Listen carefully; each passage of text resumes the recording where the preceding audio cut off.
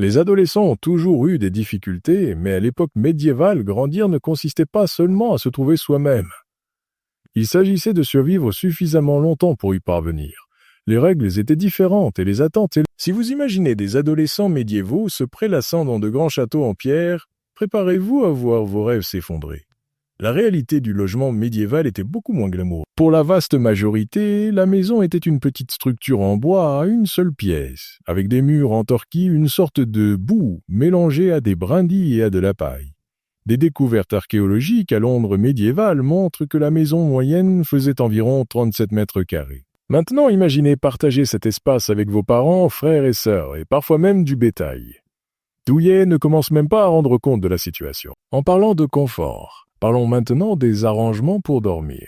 La scène dans Charlie et la chocolaterie, où les 4 grands-parents partagent le même lit, était en réalité assez fidèle à la vie médiévale, à part l'usine de chocolat, évidemment. La plupart des familles partageaient une seule plateforme pour dormir, et par plateforme, on entend une surface légèrement surélevée en bois recouverte de paille.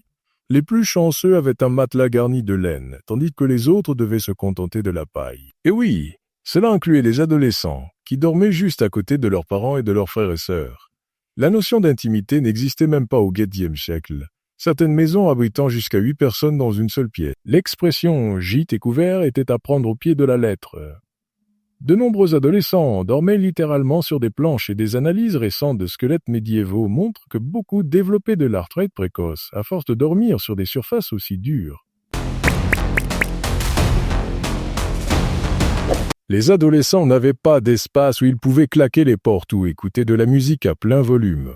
Le plus proche de l'intimité était probablement de se cacher derrière la vache de la famille, si vous aviez la chance d'en avoir une à l'intérieur de la maison. Les maisons médiévales étaient essentiellement en buffet à volonté pour les rongeurs. De nombreuses plaintes concernaient les infestations de rats, et certaines familles gardaient même des bâtons spéciaux près de leur lit pour repousser les visiteurs nocturnes. Les adolescents étaient souvent chargés de la tâche de chasser les rats, ce qui pourrait expliquer pourquoi les chats sont devenus des animaux de compagnie si populaires. Le système de chauffage était, en gros, un foyer au milieu de la pièce, avec de la fumée s'échappant par un trou dans le toit ou du moins essayant de le faire. La majeure partie de la fumée restait à l'intérieur, transformant tout et tout le monde en différentes nuances de gris, et des preuves archéologiques montrent que de nombreux adolescents médiévaux souffraient de problèmes respiratoires en conséquence. Les fenêtres n'étaient que des trous dans les murs, généralement recouverts de volets en bois ou, si vous étiez riche, de cornes d'animaux translucides. Les fenêtres en verre étaient si chères que certains nobles les emportaient avec eux lors de leur déménagement. Un seigneur avait dépensé plus pour une seule fenêtre en verre que pour une année de pain pour toute sa maison. Le sol était généralement en terre battue, parfois recouvert de joncs pour plus de chaleur. Ces joncs restaient là pendant des mois, accumulant des miettes de nourriture, de la saleté et d'autres choses qu'on préfère ne pas imaginer. Un voisin avait même porté plainte contre un autre pour ne pas avoir changé ses joncs pendant toute une année, ce qui avait provoqué une odeur insupportable affectant toute la rue. L'eau représentait un autre défi quotidien, et certaines personnes devaient marcher jusqu'à un demi-kilomètre pour en chercher. Pas d'eau courante, à moins de considérer qu'aller la chercher compte. En ce qui concerne la salle de bain, la plupart des maisons avaient un coin désigné ou un pot, tandis que les maisons plus sophistiquées pouvaient avoir des toilettes extérieures, certaines villes exigeant qu'elles soient construites à au moins 2 pieds de la maison du voisin. Au lever du jour, le chant du coq signalait qu'il était temps pour les adolescents médiévaux de se mettre au travail. Tandis que les adolescents d'aujourd'hui pourraient râler à l'idée de sortir les poubelles, les jeunes du Moyen-Âge étaient déjà à mi-chemin de leur corvée matinale. Dans les familles de fermiers, la journée commençait par la traite, et il y en avait beaucoup. Les archives d'une ferme laitière anglaise du XVe siècle montrent qu'un adolescent pouvait traire jusqu'à 12 vaches 2 fois par jour. Mais la traite n'était que le début. Le travail au champ était bien plus sérieux. Un registre de salaire découvert datant de 1364 révèle que les jeunes travailleurs devaient labourer un acre de terre par jour, soit environ la taille d'un terrain de football moderne, avec des charrues en bois et des bœufs têtus. Pas de tracteur, pas de direction assistée, juste la force brute des adolescents et probablement une bonne dose de jurons médiévaux créatifs. Le travail n'était pas plus facile pour les adolescents de la ville. Avant un Carpentier, ils se levaient aux aurores chez leur maître, où ils vivaient pendant environ 7 ans. Un contrat d'apprentissage de York énumérait les tâches quotidiennes d'un apprenti forgeron de 14 ans. Attiser le foyer avant le lever du soleil. marteler le métal toute la journée, nettoyer l'atelier et s'occuper des chevaux de son maître. En échange, il recevait le gîte, le couvert et, de temps en temps, une claque sur l'oreille s'il faisait une erreur. Les enjeux étaient étonnamment élevés et, légalement, des garçons aussi jeunes que 12 ans pouvaient être condamnés à une amende pour avoir mal effectué leur travail. Un malheureux apprenti boulanger a même dû payer 1 semaine de salaire pour avoir brûlé une fournée de pain. Une leçon de cuisine coûteuse en effet. Les filles n'étaient pas oisives non plus. Le filage de la laine était une tâche sans fin que beaucoup commençaient à apprendre dès l'âge de 6 ans. À l'adolescence, on s'attendait à ce qu'elle fisse suffisamment de laine pour les vêtements de toute la famille. Une adolescente expérimentée pouvant produire environ 730 mètres de fils par jour, soit presque un demi-kilomètre de fil médiéval. Les tâches ménagères prenaient une toute autre dimension. Elle préparait les repas à partir de 0, commençant par moudre suffisamment de céréales chaque matin pour nourrir une famille de 6. Le jour de lessive était particulièrement épuisant. Sans eau courante, les adolescentes devaient puiser de l'eau dans des puits ou des rivières, la chauffer sur des feux qu'elles allumaient elles-mêmes, puis frotter les vêtements avec du savon de soude fait maison qui pouvait même abîmer leur peau. Une seule journée de lessive pouvait nécessiter jusqu'à 190 litres d'eau. La garde d'enfants était une autre responsabilité majeure. À l'âge de 13 ans, beaucoup de filles géraient pratiquement la crèche du foyer. Les archives médiévales montrent que les familles avaient souvent entre 6 et 8 enfants, avec les adolescents plus âgés s'occupant des plus jeunes. Un témoignage d'un livre de contes, d'un ménage du XVe siècle, mentionne une fille de 15 ans s'occupant de 4 frères et sœurs, plus jeunes pendant que sa mère travaillait dans les champs. Pour les adolescents qui travaillaient comme serviteurs dans des ménages riches, les tâches étaient innombrables, incluant le nettoyage des chambres, le service des repas, l'entretien des vêtements de leur maître et même couper la viande de leur employeur durant les repas. Leur contrat précisait qu'ils devaient être rapides de pied et gifs de membres, expression médiévale signifiant patte de paresse. Le travail n'était pas seulement physiquement exigeant, il était aussi juridiquement contraignant. Les dossiers d'emploi des années anciennes montrent que des ados pouvaient être traduits en justice pour paresse ou fugue. Un garçon de 14 ans à Canterbury a même été condamné à une amende équivalente à 3 jours de salaire pour avoir fait une sieste non autorisée pendant ses heures de travail. Cependant, certains emplois offraient des avantages. Les apprentis cuisiniers recevaient souvent de la nourriture supplémentaire, et les jeunes serviteurs dans les maisons nobles bénéficiaient parfois de vêtements de seconde main. Un chanceux apprenti à Londres a hérité de l'entreprise de son maître après avoir montré des compétences particulières. Les vendeurs de rue étaient souvent de jeunes adolescents qui vendaient de tout, des tartes lacets, et ils s'étaient forgé une solide réputation pour leurs arguments de vente créatifs. Les autorités médiévales ont même instauré des lois limitant le volume auquel ils pouvaient crier pour vendre leurs marchandises. Le coût physique de tout ce travail se reflète dans les squelettes médiévaux. De nombreux restes d'adolescents montrent des signes d'arthrite précoce et d'articulation usée, mais tout ce dur labeur a forgé une certaine robustesse. Ces mains calleuses, issues du travail agricole et des métiers, étaient utiles lors des règlements de comptes. Les adolescents médiévaux ne se contentaient pas de laisser des commentaires en colère en ligne, il en venait aux mains et les archives judiciaires montrent qu'il était assez doué dans cet art. Une bagarre entre 2 apprentis a éclaté lorsque l'un d'eux a prétendu que le pain de son maître était meilleur que celui de l'autre, et tous 2 ont fini au pilori. Ce n'était pas de simples échauffourées. Les villes médiévales avaient leur propre bande adolescente, avec des territoires et des réputations. En 1345, les autorités de Norwich ont signalé un groupe se faisant appeler les gars de Saint-Augustin, qui contrôlaient toute une rue, leur plus grand délit étant de lancer des légumes pourris sur quiconque portant des vêtements chics. L'action réelle se déroulait lors des festivals et des foires où les bagarres entre adolescents étaient fréquentes. Un cas mémorable impliquait 30 adolescents se battant pour savoir qui dirigerait la danse des moissons. Le gagnant a reçu un œil au beurre noir et l'honneur de choisir son partenaire de danse en premier. Le romantisme n'était pas mort. Il avait juste quelques contusions. Pour les jeunes nobles, se battre faisait littéralement partie de leur éducation. L'entraînement militaire commençait vers l'âge de 7 ans avec des épées en bois et à 14 ans, il s'exerçait avec de vraies armes. Un manuel d'entraînement présente des exercices pour les écuyers adolescents, incluant une instruction charmante. Quand on frappe, riposte plus fort. Mais faites attention au fil de ton maître, il se blesse facilement. Le chemin vers la chevalerie était brutal. Les jeunes nobles passant des années en tant qu'écuyers à apprendre le combat tout en servant des chevaliers expérimentés. L'entraînement pour les tournois était particulièrement intense. Des combats simulés, appelés brouards, permettaient aux adolescents de pratiquer le combat en groupe. un peu comme un moche-pie médiéval avec plus d'armure et moins de t-shirts de groupe. Les archives montrent que ces affrontements pouvaient devenir assez mouvementés, avec un écuyer perdant 2 dents pendant l'entraînement et revenant au combat après les avoir crachés. Lorsque de vraies guerres éclatèrent, les adolescents se retrouvaient sur de véritables champs de bataille. Pendant la guerre de 100 ans, des soldats aussi jeunes que 15 ans se battaient aux côtés des adultes. Une chronique française mentionne un écuyer de 16 ans qui captura 3 soldats anglais. Les adolescents paysans n'étaient pas en reste. Lorsque des pillards menaçaient leur village, des outils agricoles devenaient des armes, avec des fourches et des faux s'avérant étonnamment efficaces. Un registre de la cour d'un manoir loue 5 jeunes ouvriers agricoles qui défendirent leur village en utilisant que des outils de récolte et un viseur remarquable avec du fumier de cheval. La défense des villes était une affaire sérieuse. De nombreuses cités obligeaient les adolescents à s'entraîner au tir à l'arc chaque dimanche. Et la loi anglaise interdisait en fait d'autres sports ce jour-là.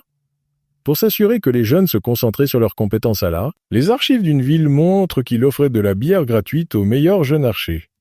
Les filles n'étaient pas non plus laissées de côté. Bien qu'elles ne soient pas généralement formées au combat, elles apprenaient l'autodéfense. En 1401, une adolescente a réussi à repousser 2 voleurs avec une broche à rôtir. Pendant les sièges, les adolescents vivant dans des châteaux aidaient à défendre les remparts, lançaient des pierres et transportaient des messages. Le livre de compte d'un château mentionne des paiements à 3 jeunes messagers qui passaient à travers les lignes ennemies en prétendant être de simples bergers, accompagnés de moutons empruntés. Étrangement, plusieurs manuels militaires parlent d'utiliser les voies cassées des écuyers pour désorienter les troupes ennemies sur le nombre de défenseurs. Tous ces combats ont créé une grande faim, et les adolescents médiévaux devaient aussi veiller à avoir une bonne apparence. Cependant, leur choix vestimentaire n'était pas seulement une question d'esthétique. Il était aussi soumis à des lois somptuaires. Enfreindre ces lois pouvait entraîner de véritables amendes ou même un temps passé à l'ordinaire.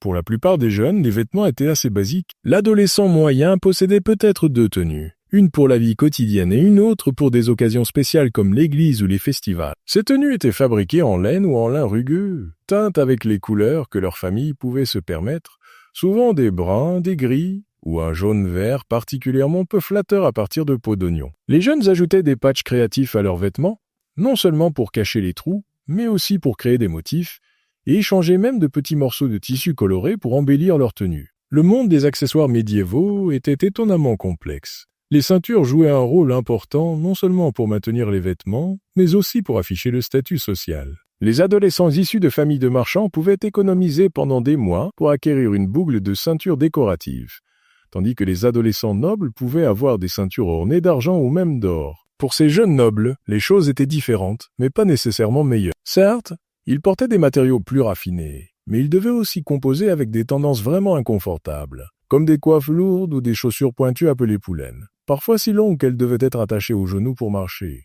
La couleur des vêtements était un langage à part entière. Porter certaines couleurs pouvait causer des ennuis si l'on ne venait pas de la bonne classe sociale.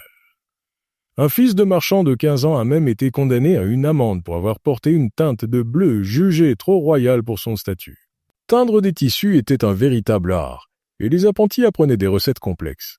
Le rouge provenait de la racine de garance, le bleu du pastel, et le violet, le plus cher, était obtenu à partir de milliers de petits escargots de mer. Des ados astucieux trouvaient des moyens de contourner les restrictions, comme superposer des tissus pour créer l'illusion de couleurs plus coûteuses. Des couvre-chefs étaient également très importants. Les garçons portaient des casquettes en fonction de leur métier, tandis que les filles devaient couvrir leurs cheveux à partir d'un certain âge. Beaucoup trouvaient des moyens créatifs de rendre leur couvre-chef plus à la mode en brodant les bords ou en ajoutant de petites épingles décoratives. Même les chaussures racontaient une histoire. La plupart des adolescents portaient des chaussures en cuir simple, mais le style et la qualité variaient énormément. Le fils d'un agriculteur pouvait porter des bottines basiques, tandis que la fille d'un marchand pourrait avoir des chaussures avec des découpes décoratives. Oh! Une bonne apparence ne se résumait pas seulement à des vêtements. Les adolescents médiévaux avaient leur propre manière de rester propres, même si leur méthode pourrait faire lever quelques sourcils aujourd'hui. Chauffer de l'eau était une tâche énorme, donc la plupart des adolescents utilisaient un procédé appelé nettoyage localisé, se servant d'un chiffon humide sur des parties visibles comme le visage et les mains. Pour l'hygiène dentaire, ils mâchaient des herbes fraîches comme de la menthe ou du romarin, frottaient leurs dents avec des linges en lin rugueux, et utilisaient des brindilles effilochées comme des brosses à dents primitives. Une recette populaire recommandait une pâte de sauge moulue, de sel et de vinaigre. Prendre soin de leurs cheveux était une aventure impliquant des rinçages au vinaigre infusé d'herbe pour lutter contre les poux ou une bataille constante. Pour lutter contre les odeurs corporelles, les adolescents portaient des sachets d'herbes séchées ou frottaient directement des feuilles de menthe sur leur peau comme un déodorant médiéval. Le mariage au Moyen-Âge n'était pas seulement une question d'amour. Il s'agissait de terres, d'argent et de liens familiaux. Les parents commençaient à planifier les mariages de leurs enfants dès qu'il était à peine en âge de marcher. À 12 ans, la plupart des filles savaient déjà avec qui elles allaient se marier, qu'elles le veuillent ou non, tandis que les garçons avaient jusqu'à environ 14 ans avant que leur avenir ne soit scellé. Un père médiéval grincheux a écrit dans son journal « Ma fille prétend qu'elle est trop jeune pour se marier à 13 ans. Moi, j'étais promis à sa mère à 3 ans. » Mais les adolescents médiévaux n'étaient pas totalement impuissants. Ils trouvaient des moyens créatifs de rencontrer leurs amoureux, comme cette fille de 15 ans qui échangeait des lettres d'amour cachées dans des miches de pain qu'elle livrait, ou ce couple qui se retrouvait secrètement pendant les services religieux. L'Église a joué un rôle majeur dans les rendez-vous au Moyen-Âge. Bien que les parents puissent arranger des mariages, l'Église insistait pour que les deux parties soient d'accord pour que le mariage soit valide. Cela a donné lieu à des scènes dramatiques, avec des enregistrements montrant des adolescents s'élevant pendant leur propre cérémonie de mariage pour déclarer qu'il y avait été contraints. Le processus de cour était étonnamment structuré. Les adolescents nobles devaient toujours avoir un chaperon présent, ce qui a entraîné des méthodes créatives comme la planche de rassemblement, une planche en bois placée entre un couple en courtisan, leur permettant de discuter toute la nuit sans se toucher. Pour les gens ordinaires, la cour était plus détendue. Les festivals de village étaient des occasions idéales pour se rencontrer, bien que la danse ait souvent été soumise à des restrictions, comme ne tenir la main que par des mouchoirs. L'écart d'âge dans les mariages médiévaux pouvait être choquant. Des filles aussi jeunes que 12 ans pouvaient être mariées à des hommes dans la trentaine ou la quarantaine, bien que beaucoup de ces mariages ne soient pas officiellement consommés avant que la fille n'atteigne 14 ou 15 ans. Certains adolescents malins profitaient de cette période d'attente pour se libérer d'engagements non désirés.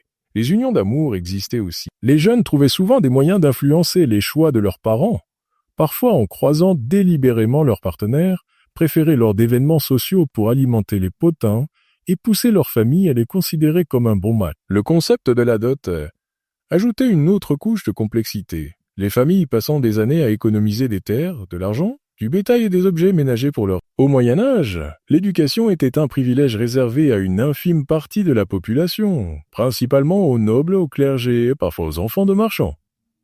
Environ 95% des adolescents de l'époque ne recevaient aucune éducation formelle. À la place, les jeunes paysans apprenaient par l'observation et la pratique. Un garçon de ferme accompagnait son père dans les champs apprenant à labourer, semer et s'occuper du bétail. Les filles suivaient leur mère pour maîtriser la cuisine, le ménage et la gestion d'un foyer. Ces compétences n'étaient pas enseignées dans des livres. Elles se transmettaient de génération en génération par la pratique. Pour quelques garçons choisis destinés à la vie religieuse, les écoles monastiques offraient la forme d'éducation la plus proche de l'éducation formelle, avec un accent fort sur le latin, les mathématiques de base et la théologie. Une occasion encore plus rare se présentait pour certaines filles dans les couvents, où les écoles enseignaient des textes religieux, ainsi que la broderie, les soins médicaux de base et la musique. Pour la plupart des autres adolescents, les apprentissages constituaient la forme d'éducation la plus courante. À l'âge de 12 ou 13 ans, de nombreux garçons étaient envoyés vivre chez des maîtres artisans pendant 7 à 10 ans pour apprendre des métiers tels que la forge ou la menuiserie, bénéficiant du gîte, de la nourriture et de la formation, mais généralement sans salaire. Les jeunes nobles recevaient une éducation destinée à les préparer à leur rôle futur. Les garçons étudiaient le latin, les mathématiques, la musique, la chasse, l'escrime et l'héraldique. Les filles nobles apprenaient la gestion du foyer, la littératie de base, la musique, la danse et le savoir-vivre. Environ 2% des adolescents médiévaux recevaient un tel niveau d'éducation. Moins de 1% des adolescents médiévaux ont fréquenté une université, ce qui équivalait à gagner à la loterie. À une époque où chaque livre était un objet fait à la main pouvant coûter autant qu'une petite maison, la plupart des jeunes n'en voyaient même jamais un. Les étudiants apprenaient souvent par dictée et mémorisation, et l'écriture elle-même était un défi. Il utilisait des plumes qui nécessitaient d'être constamment réaffûtées et de l'encre fabriquée à partir de gales d'avoine et du parchemin en peau d'animal. Une erreur signifiait tout recommencer. Alors que les garçons recevaient une éducation plus formelle, certaines filles de familles riches apprenaient à lire et à écrire. Peut-être que le plus important dans l'éducation médiévale était la manière dont elle renforçait les structures sociales, car sans accès à celles-ci, un adolescent paysan avait pratiquement aucune chance de s'élever au-dessus de sa condition. La vie d'un adolescent au Moyen Âge était une lutte constante contre la maladie et les blessures. Tomber malade n'était pas seulement gênant, cela pouvait souvent s'avérer mortel. Une simple coupure pouvait entraîner une intoxication sanguine, tandis qu'un rhume banal pouvait évoluer en pneumonie sans antibiotiques pour le combattre. Un adolescent médiéval moyen pouvait s'attendre à rencontrer au moins 3 maladies graves avant d'atteindre l'âge adulte. Un registre monastique indique que sur un groupe de 20 novices, seulement 13 ont survécu à une épidémie hivernale, qui était probablement de la grippe. Étrangement, la peste semblait frapper plus durement les adultes plus âgés et les jeunes enfants, alors que de nombreux adolescents survivaient. Parallèlement, une maladie appelée mal de transpiration apparaissait particulièrement dangereuse pour les adolescents et jeunes adultes en bonne santé, avec des épidémies de village tuant presque toutes les victimes âgées de 14 à 21 ans. Les soins médicaux au Moyen Âge combinaient un mélange particulier de connaissances pratiques, de foi religieuse et de superstition.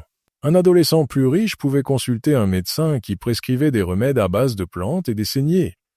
Une méthode consistant à inciser le patient pour laisser s'écouler le sang, ce qui le rendait souvent plus faible. La nutrition jouait un rôle crucial dans la santé des adolescents. L'alimentation des adolescents paysans, riche en céréales, manquait souvent de protéines et de nutriments, entraînant un retard de croissance.